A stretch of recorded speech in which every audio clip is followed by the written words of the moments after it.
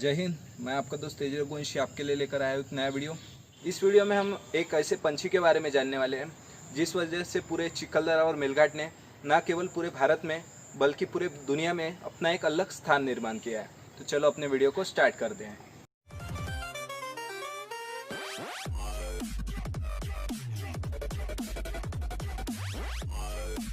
तो आज हम एक ऐसे पंछी के बारे में जानने वाले हैं जो न केवल पूरे भारत में बल्कि पूरे दुनिया में केवल और केवल सिर्फ सातपुड़ा रेंज में ही पाया जाता है। और सातपुड़ा रेंज में भी सबसे ज़्यादा तादाद में वो मेलघाट में मिलता है। इस पंछी का जो नाम है वो है फॉरेस्ट आउलेट, मतलब ये एक प्रकार का उल्लू का ही टाइप है।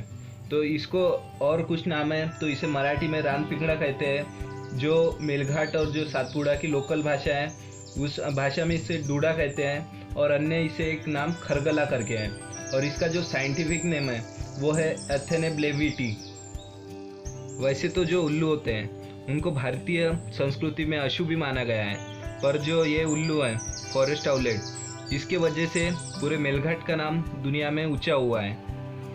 अब इस पंछी की हिस्ट्री को देखें तो सबसे पहले ये पंछी पाया गया था 1872 में, जब अंग्रेज अपने पे राज कर रहे थे। अब तब इसका फ़ोटो लिया गया 1872 में, और 1873 में वो रिसर्च के लिए भेज दिया गया। तो 1873 में जब इसे रिसर्च के लिए भेजा गया तो इसके रिसर्चर थे सर एलन ह्यूम। आपने नाम सुना ही होगा। सर एलन ह्यूम ने 1885 में आईएनसी मतलब इंडियन नेशनल कांग्रेस की स्थापना की थी। एलन ह्यूम बहुत बड़े पॉलिटिशियन तो थे, पर वो पंछियों के भी बहुत बड़े रिसर्चर थे। उन्होंने कई भारतीय पंछियों को अलग अलग तरह से क्लासीफाई किया, जिस वजह से उन्हें पहचानने में आसानी जाए। तो जब एलन ह्यूम ने फॉरेस्ट आउलेट पे रिसर्च करना शुरू की तो उन्होंने पाया कि जो फॉरेस्ट आउलेट है इस प्रकार का पंछी इसके पहले कभी देखा ही नहीं गया है। इस वजह से उन्होंने फॉरेस्ट आउलेट के लिए एक अलग ही जीनस तैयार किया और उसका नाम दिया अथीनी, और आगे चल के उस स्पेसीज का नाम पड़ा ब्लेविटी, और उस पंछी का साइंटिफिक नेम हो गया अथीनी ब्लेविटी। और ये जो फॉरेस्ट आउलेट का फोटो लिया गया था जिस पर एलन ह्यूम ने रिसर्च की, ये फोटो सातपुड़ा रेंज से ही लिया गया था। इस नए पंछी के मिलने के कारण सभी रिसर्चर सातपुड़ा और उसके आसपास के प्रदेश में इस पंछी को ढूंढने लगे, और लगभग वहाँ से 11 साल तक ये पंछी लगातार ये रेंज में मिलता रहा। साल 1873 से 1884 सातपुड़ा रेंज में अलग अलग जगह पंछी दिखता रहा, पर साल 1884 के बाद ये पंछी दिखना एकदम से ही बंद हो गया। उसे लगातार ढूंढा गया तो भी वो पंछी कहाँ भी देखा नहीं गया। फिर इसी वजह से ऐसा माना गया कि ये पंछी अब एक्सटिंक्ट हो चुका है। और आगे चल के इंडिपेंडेंस के बाद जब 1950 में भारत ने 4 ऐसे पंछियों की लिस्ट जाहिर की जो एक्सटिंक्ट हो चुके थे, उसमें ये पंछी भी शामिल था। अब सभी लोग ये मान चुके थे कि ये पंछी का अब दिखना संभव नहीं है क्योंकि ये भारत से जा चुका है। पर आगे चल के डॉक्टर सलीम अली इन्होंने एक अभियान चलाया। इस अभियान के तहत जो 4 पंछी एक्सटिंक्ट हो चुके थे ऐसा बताया जा रहा था, उनको ढूंढने के लिए पूरे भारत भर जो सलीम अली थे उन्होंने शोध कार्य करना शुरू कर दिया। और आगे चल के जो इन लिस्ट में शामिल जो पंछी थे उनमें से 1-2 पंछियों को डॉक्टर सलीम अली ने रीडिस्कवर भी कर लिया। 1976 में डॉक्टर सलीम अली मेलघाट आए क्योंकि उन्हें फॉरेस्ट आउलेट को भी रीडिस्कवर करना था, क्योंकि उन्हें पता था कि वो इतने जल्दी एक्सटिंक्ट नहीं हो सकते हैं। और इसके पहले भी जो मेलघाट का एरिया था वहाँ पे सबसे ज़्यादा प्रमाण में फॉरेस्ट आउलेट पाया गया था, और जो मेलघाट का टाइगर रिजर्व है वो भी पूरे भारत में क्षेत्रफल में सबसे बड़ा है। तो उन्हें डॉक्टर सलीम अली को पता था कि जो मेलघाट है ये फॉरेस्ट आउलेट को ढूंढने एक आइडियल प्लेस है, तो इस वजह से वो यहाँ पे आए। पर दुर्भाग्यवश डॉक्टर सलीम अली यहाँ पे एक भी फॉरेस्ट आउलेट ढूंढ ना पाए। इसी वजह से उन्होंने आगे चल के जो लोकल रिसर्चर थे उनमें जो फॉरेस्ट आउलेट का फोटो था उसके पोस्टर बंटवा दिए, और जो फॉरेस्ट आउलेट का ढूंढने का जो शोध कार्य है उसे आगे चालू रखने को कहा। अब बात है 25 नवंबर 1997 की। एक अमेरिकन रिसर्चर पामेला रास्मुसेन अपने टीम को लेकर सातपुड़ा रेंज में फॉरेस्ट आउलेट की खोज में निकले, और उन्होंने लकीली एक फॉरेस्ट आउलेट को देख लिया नंदुरबार जिले में सातपुड़ा रेंज में, और यहीं से जो फॉरेस्ट आउटलेट है वो रिडिस्कवर हो गया। मतलब इसके पहले फॉरेस्ट आउटलेट जो दिखा गया था वो था 1884 में, और अब डायरेक्ट 1997 यानी 113 साल के बाद जो फॉरेस्ट आउटलेट है वो रिडिस्कवर किया गया। तो जब 1997 में इसे रिडिस्कवर किया गया, उसके एक साल बाद ही 1998 में मेलघाट में इसे देखा गया, और तब से लगातार ये मेलघाट और मेलघाट के आसपास का जो सातपुड़ा का प्रदेश है वहाँ पे दिखता रहा।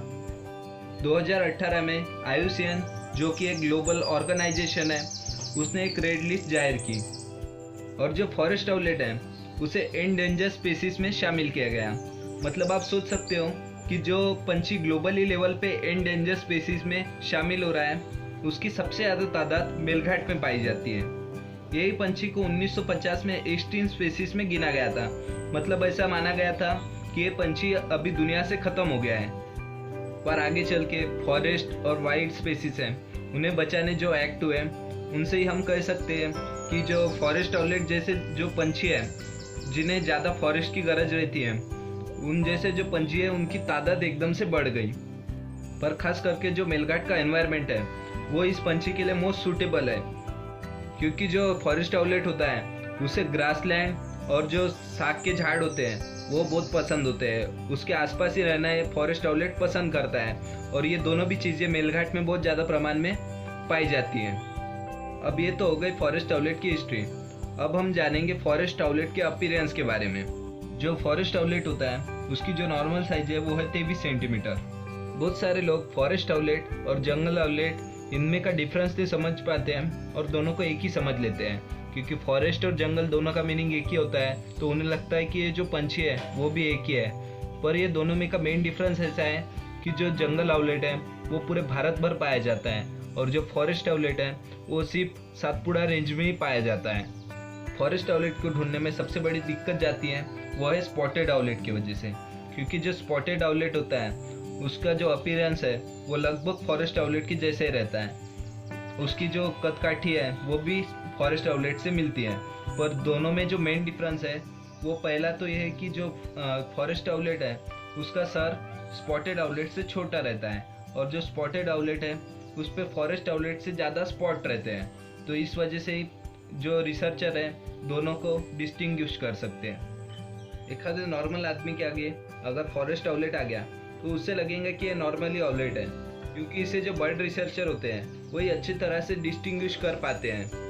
फॉरेस्ट आउटलेट का जो खाना होता है वो नॉर्मल आउटलेट की तरह ही होता है। वो लिजार्ड, रैट, क्रिकेट और छोटे कीड़े वगैरह खाता है। अब जो नॉर्मल आउटलेट और फॉरेस्ट आउटलेट के बीच में जो सबसे बड़ा डिफरेंस है कि जो नॉर्मल आउटलेट होते हैं वो आपको पता होगा कि रात में घूमते हैं, पर जो फॉरेस्ट आउटलेट है वो एकमात्र ऐसा आउटलेट है कि वो दिन में घूमता है। मतलब वो दिन में ज़्यादा प्रमाण में घूमता है और रात को बहुत कम घूमता है। तो यही सबसे बड़ा डिफरेंस है कि जो फॉरेस्ट आउटलेट है वो ज़्यादा प्रमाण में दिन में ही पाए जाते हैं। वो अपना शिकार वगैरह जो है वो दिन में ही करते हैं। इन्हीं खूबियों की वजह से फॉरेस्ट आउटलेट को राज्य पक्षी करने की भी मांग की गई। पर आपको पता है हमारा समाज कैसा है, उल्लू को पहले से ही अशुभ माना गया है, और जो फॉरेस्ट आउटलेट है वो दिखने में भी इतना कुछ खास नहीं है, जैसा कि हमारा राज्य पक्षी हरियल है और राष्ट्र पक्षी मोर है। उस वजह से ही यह मांग को ठुकरा दिया गया। बीच में 100 सालों के लिए एक्सटिंक्ट होने के बाद भी ये पंछी बाद में देखा गया, और ये आज ये पंछी मेलघाट में अच्छे प्रमाण में देखा जाता है। तो अब करते हैं आज के फैक्ट की बात। क्या आपको पता है जो दुनिया का सबसे छोटा पंछी है वो कौन सा है? Humming bird. हमिंग बर्ड का साइज़ कितना होता है? तो हमिंग बर्ड का जो मैक्सिमम अडल्ट हमिंग बर्ड है उसका साइज़ होता है अपने अंगूठे के इतना। और जो हमिंग बर्ड है जब वो पंख फड़फड़ाता है तो उसके जो पंख है आप देख नहीं सकते हो। और जो हमिंग बर्ड है उसका जो हार्ट बीट है, जैसा अपना हार्ट रेट है 72 बीट्स पर मिनट, वैसा जो हमिंग बर्ड है उसका हार्ट बीट का रेट होता है 20 बीट्स पर सेकंड। 20 बीट्स पर सेकंड, मिनट नहीं। मतलब आप सोच सकते होंगे कि उसमें कितना फास्ट ब्लड सर्कुलेशन होता होगा। तो भाइयों, उम्मीद करता हूँ मैंने जो आज आपको जानकारी दी वो आपको पसंद आई होंगी। तो ज़रूर यार वीडियो को लाइक, शेयर और कमेंट करें, और आपने अभी तक के चैनल को सब्सक्राइब नहीं किया होगा तो सब्सक्राइब कर दीजिए और बेल आइकन पे प्रेस कर दीजिए ताकि हमारे नए वीडियो के अपडेट्स आपको मिलते रहे। धन्यवाद।